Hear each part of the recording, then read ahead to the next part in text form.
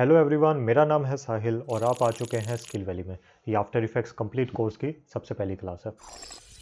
अब ये कोर्स को स्टार्ट करने से पहले, क्लास को शुरू करने से पहले, मैं चाहता हूँ आपने अगर इस कोर्स की इंट्रो वीडियो नहीं देखी तो वो आप प्लीज़ देख लें, बिकॉज उसके अंदर मैंने बताया है कि मैं इस कोर्स में कौन कौन से टॉपिक्स को इंक्लूड करने वाला हूँ।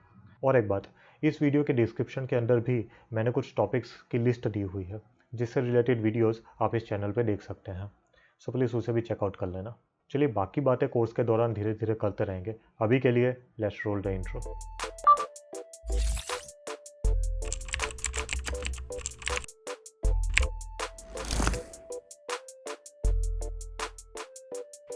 Welcome back everyone. After effects की फर्स्ट क्लास में सबसे पहले हम वर्क स्पेसिस को समझते हैं। जैसे ही आफ्टर इफेक्ट्स ओपन करेंगे तो ये इंटरफेस हमारे सामने आता है। एंड नो डाउट देखने में काफ़ी कॉम्प्लिकेटेड लगता है, but trust me it's very simple. अब यार आफ्टर इफेक्ट्स का इंटरफेस पैनल से भरा पड़ा है। इस तरफ देखें तो ये प्रोजेक्ट पैनल है, उसके राइट में कंपोजिशन व्यूअर पैनल है। कंपोजिशन व्यूअर पैनल के नीचे टाइमलाइन पैनल है, और ये इस तरफ जो छोटे छोटे पैनल्स दिख रहे हैं, जैसे ही क्लिक करें ये ओपन हो जाएंगे। इन्हें ऑक्सिलरी पैनल्स कहते हैं। यहाँ ऊपर है हमारा मेनू बार, एंड मेनू बार के ठीक नीचे हमारे टूल्स जो मोशन ग्राफिक्स बनाने में हमारी हेल्प करेंगे। मैं आफ्टर इफेक्ट्स का 2019 वर्जन यूज़ कर रहा हूँ, एंड इसमें कुछ चीज़ें 2018 के कंपैरिजन में ऐड की गई हैं। जैसे ये होम टूल, एक ये रॉकेट जैसा एक बटन है, डिफ़ॉल्ट के राइट साइड एक लर्न वर्कस्पेस है, ये 2019 में न्यू है, पहले नहीं थी। और ये एक content aware field auxiliary panel है। अब वर्कस्पेसेस की बात करें तो ये ऊपर जो दिख रहे हैं default, learn, standard, small screen, libraries, ये सारे वर्कस्पेसेस हैं।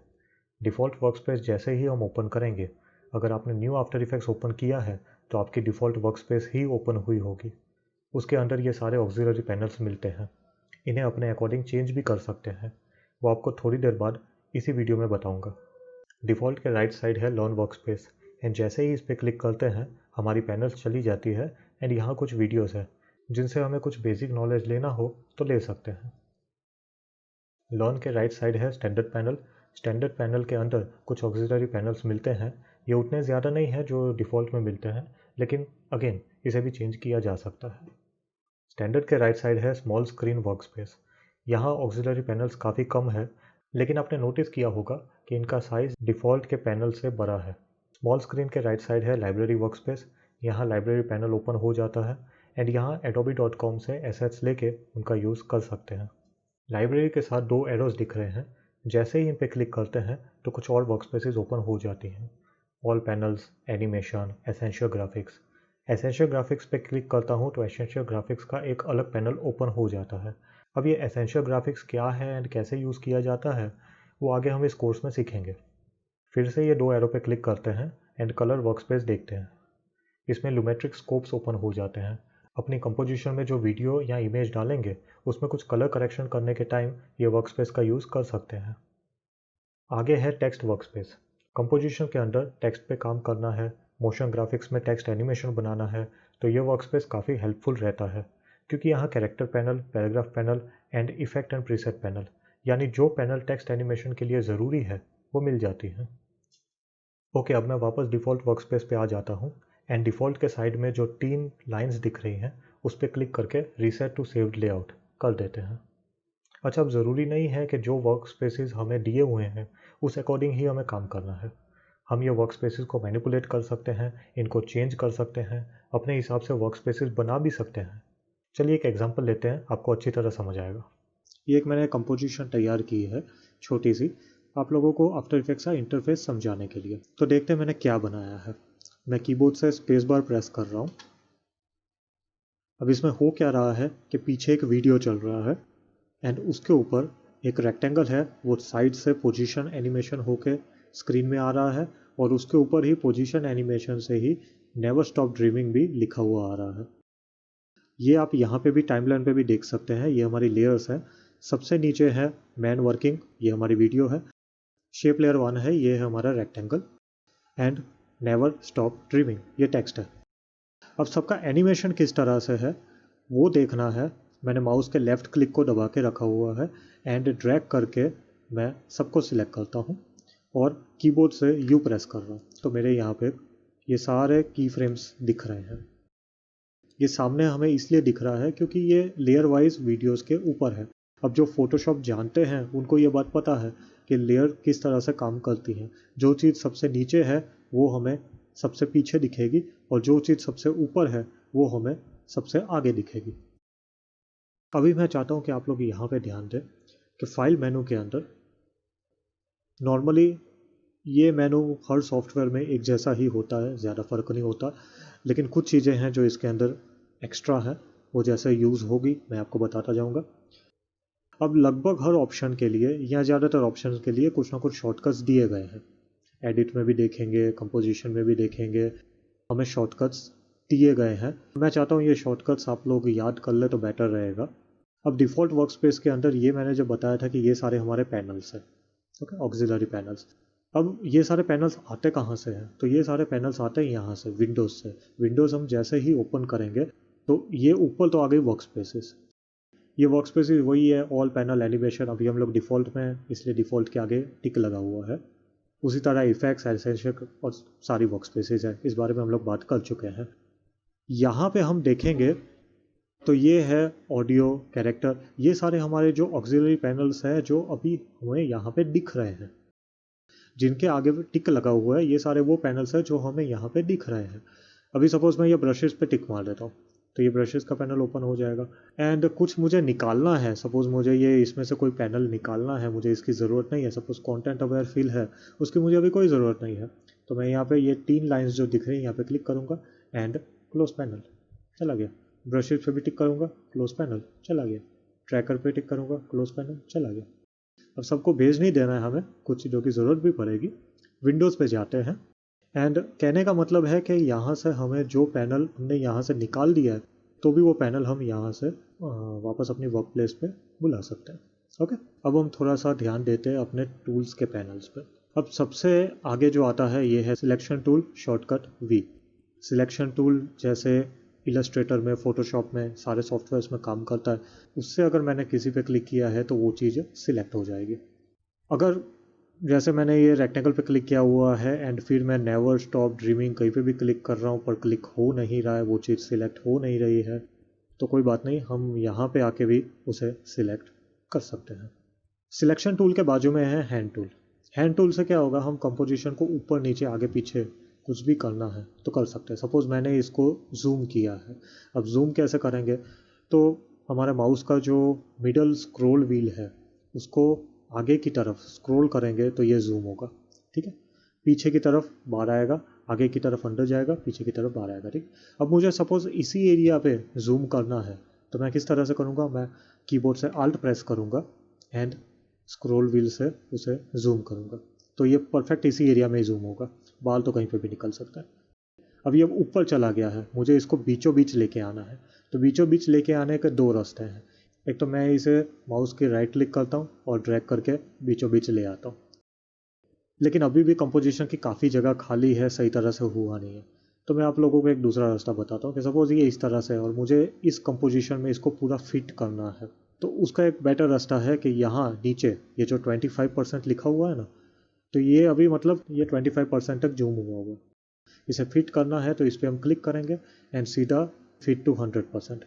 एक शॉर्टकट भी है इसका। सपोज़ मैं इसको वापस थोड़ा सा छोटा कर देता हूँ एंड साइड में कहीं पे ले आता हूँ एंड मुझे अब इसे स्क्रीन में फिट करना है, तो मैं ऑल्ट के साथ फॉरवर्ड स्लैश दबाऊँगा। जैसे ही हम ऑल्ट के साथ फॉरवर्ड स्लैश दबाते हैं कंपोजिशन हमारी फिट टू 100% हो जाती है। अब ये जूम करने के लिए तो मैंने आपको एक सिंपल सा रास्ता बताया, यही काम ये टूल भी करता है, जूम टूल, ठीक है। जूम टूल पे मैंने क्लिक किया, जहाँ पे भी मैं लेफ़्ट क्लिक करता जाऊँगा ये जूम होता जाएगा। अब इसे जूम आउट करना है तो ऑल्ट के साथ साथ लेफ़्ट क्लिक प्रेस करेंगे माउस से तो ये जूम आउट होता जाएगा। वापस सिलेक्शन टूल पे जाता हूँ एंड ऑल्ट के साथ फॉरवर्ड स्लैश दबा के मैं इसे फिट टू 100% कर देता हूँ। अब इसके अंदर कुछ जो टूल्स है वो तो स्ट्रेट फॉरवर्ड है कि मैंने क्लिक किया और उसको मैं काम करने में ले सकता हूँ, ठीक है। लेकिन कुछ टूल्स हैं जिनमें जब मैं लेफ़्ट क्लिक करता हूँ एंड होल्ड करता हूँ तो उसमें कुछ आगे फर्दर टूल्स ओपन होते हैं। सबसे पहले हम देखते हैं रेक्टेंगल टूल को। इसे मैं जैसे ही क्लिक करता हूँ एंड होल्ड करता हूँ तो इसके अंदर ऑल टूल्स भी दिख रहे हैं। रेक्टेंगल टूल के राइट साइड है पेन टूल। पेन टूल के अंदर भी फर्दर पैनल्स ओपन होते हैं जिसमें है pen tool, add vertex tool, delete vertex, convert vertex and mask feather tool. Pen tool के ही राइट साइड है टाइप टूल। टाइप टूल के अंदर भी दो पैनल्स है, horizontal type tool and vertical type tool. ठीक है, नाम ही बताता है कि हॉरिजॉन्टल करूँगा तो हॉरिजॉन्टली टाइप होगा एंड वर्टिकल टाइप टूल का यूज़ करूँगा तो वर्टिकली टाइप होगा। उसी के राइट साइड आ जाता है brush tool, clone stamp tool, eraser tool, रोटो ब्रश टूल, पॉपेट पोजीशन टूल। इसके अंदर भी फर्दर ऑप्शंस अवेलेबल है। ये चीज़ें क्या काम करती हैं ये थोड़ा सा आगे जाके हमें पता चलेगा, लेकिन इस कोर्स के अंदर ये चीज़ें बहुत अच्छी तरह आप लोगों को क्लियर हो जाएंगी कि ये हर एक टूल किस तरह से काम करता है। ये टूल्स के बाद बीच में थोड़ी सी जगह रह जाती है, बाद में आता है हमारा स्नैपिंग। स्नैपिंग पे जैसे मैं क्लिक करता हूँ तो उस हिसाब से क्या है कि ये चीज़ें एक दूसरे को स्नैप करती रहेंगी। यानी सपोज़ मैं कहीं ड्रैग करके लेके जाता हूँ, इसको ऊपर नीचे कर रहा हूँ, देखिए जैसे मैं, तो ये स्नैप कर रहा है। ठीक है, मैं कंट्रोल Z करता हूँ, वापस से मैं स्नैपिंग पे क्लिक करता हूँ, अब ये स्नैप नहीं करेगा, अब मैं इसे कहीं पे भी लेके जा सकता हूँ। मैं वापस इसको कंट्रोल Z कर लेता हूँ, तो ये है स्नैपिंग। एक शेप टूल के बारे में मुझे और एक बात बतानी थी कि सपोज़ मैंने इसके अंदर रेक्टेंगल टूल सिलेक्ट किया है, तो इसके साथ मुझे दो ऑप्शंस और मिलते हैं, फिल एंड स्ट्रोक। फिल यानी जो रेक्टेंगल के अंदर जो फिल होगा, यानी ये सपोज़ मुझे ग्रे कलर दिख रहा है, वो इसलिए क्योंकि यहाँ मैंने फिल के अंदर ग्रे कलर यूज़ किया हुआ। एंड जो ये मुझे वाइट बॉर्डर दिख रही है, ये वाइट बॉर्डर है मेरी स्ट्रोक। अब ये स्ट्रोक मुझे कितनी मोटी या पतली रखनी है वो डिपेंड करेगा यहाँ से। ये है स्ट्रोक विड्थ, इसकी मुझे विड्थ कितनी रखनी है वो यहाँ से मुझे पता चलेगा। एंड साथ ही में आगे आता है बेजियर पाथ। ये भी जब हमें कॉम्प्लेक्स शेप्स और कुछ उल्टी सीधी शेप्स बनानी होगी तब ये बेजियर पाथ की ज़रूरत पड़ेगी। वो जब चलेगा तो उसके बारे में भी मैं आपको बता दूंगा। अब जैसे कि मैंने थोड़ी देर पहले आपको बताया था कि ये हमारी जो प्रोजेक्ट पैनल है, इसके अंदर हम अगर कोई भी प्रोजेक्ट इंपोर्ट करेंगे और जितने भी हम कंपोजिशंस बनाएंगे वो हमें यहीं पे डिस्प्ले होंगी। प्रोजेक्ट पैनल के राइट साइड में है कंपोजिशन व्यूअर, यानी जो भी हमने कंपोजिशन बनाई थी वो हमें यहाँ पे दिखेगी। कंपोजिशन का नाम यहाँ पे डिस्प्ले करेगा comp1। सपोज़ मैं इसका नाम चेंज कर देता हूँ, मैं इस पर क्लिक करता हूँ एंड एंटर दबा के सपोज़ मैं इसका नाम लिख देता हूँ कि never stop dreaming, enter. Okay, तो ये अल्फ़ाबेटिकली अपने आप को नीचे ले आया है, पर कोई बात नहीं।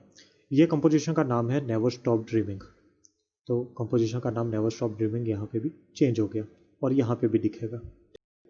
कंपोजिशन व्यूअर के नीचे ये हमारी टाइमलाइन पैनल है और ये दो पार्ट्स में डिवाइडेड है। जैसा मैंने पहले बताया था, ये दो पार्ट्स में डिवाइडेड है, जिसमें एक साइड तो हमारी सब लेयर्स आती हैं और दूसरी साइड उन्हीं लेयर्स की टाइमलाइंस आती हैं। ये जो यहाँ पे दिख रहे हैं 0.00F, 0.12F, ये सब जो है ये टाइम इंडिकेशंस है।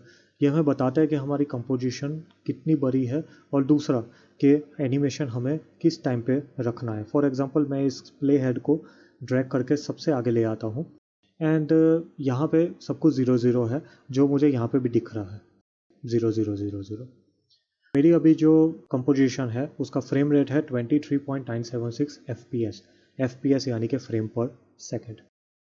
जहाँ पे ये 1.00F दिख रहा है इसका मतलब ये 1 सेकेंड एंड 0 फ्रेम्स है। फॉर एग्जांपल मैं प्ले हेड को यहाँ ले आता हूँ तो this is 1 second and 0 frames.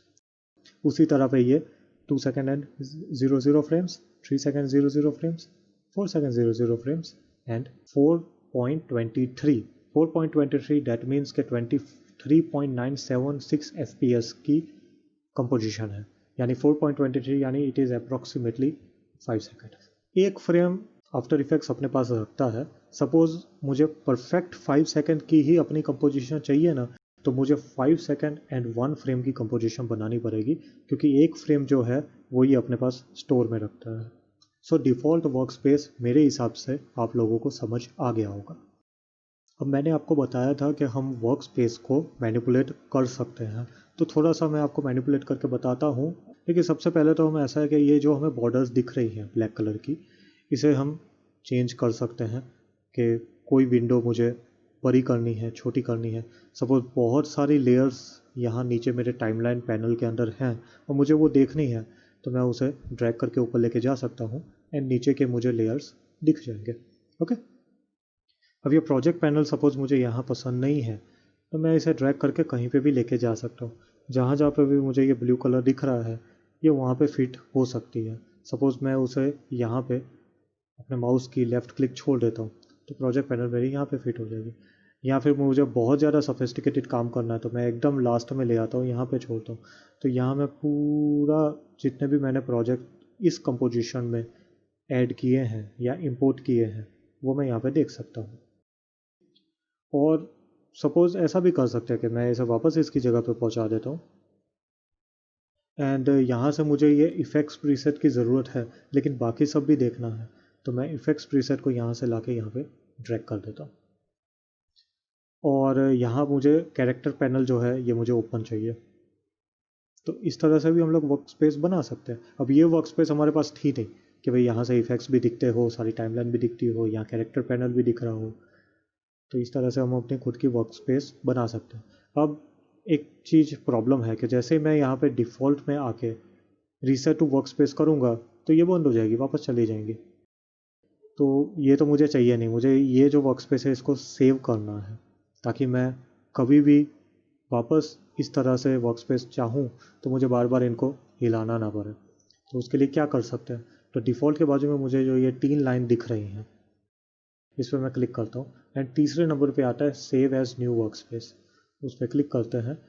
अब ये नाम पूछेगा कि भाई आपको किस नाम से सेव करनी है तो मैं डायरेक्ट यहाँ पे लिख देता हूँ क्लास 1।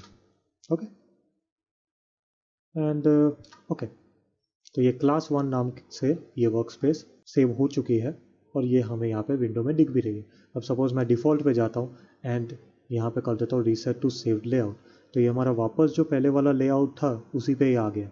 लेकिन जैसे ही हम क्लास 1 पे क्लिक करेंगे तो हमने जो बनाई थी वो आ जाएगी। सपोज़ मैंने ये वर्क स्पेस बनाई है, मुझे इसकी ज़रूरत है नहीं, जो थी उन्हीं से मेरा काम चल रहा है, मुझे इसको डिलीट करना है तो वो किस तरह से कर सकते हैं। मैं क्लास 1 के राइट साइड में जो ये 3 लाइंस दिख रही है मैं इस पर क्लिक करता हूँ एंड एडिट वर्क स्पेस पे जाता हूँ। एडिट वर्क स्पेस के अंदर बार में ये नीचे मुझे दिख रहा है क्लास 1। जैसे मैं क्लास 1 पे क्लिक करता हूँ एंड डिलीट। अब ये यहाँ से डिलीट हो गया है लेकिन ये परमानेंटली डिलीट तभी होगा जब आप ओके दबाएंगे। अगर आप कैंसिल दबा देंगे तो ये डिलीट नहीं होगा। ओके दबाया एंड गया। तो आई होप कि आप लोगों को वर्क स्पेसिस के बारे में आइडिया आ गया होगा, ये किस तरह से होती हैं, ये इसको किस तरह से हम चेंज कर सकते हैं या जो डिफ़ॉल्ट वर्क स्पेसेस है उसको किस तरह से यूज़ कर सकते हैं, कौन सी पैनल का क्या काम है। आई थिंक इस चीज़ को लेके कोई कन्फ्यूज़न अभी आपके दिमाग में नहीं होगा। Thank you so much for watching. मिलते हैं नेक्स्ट वीडियो में।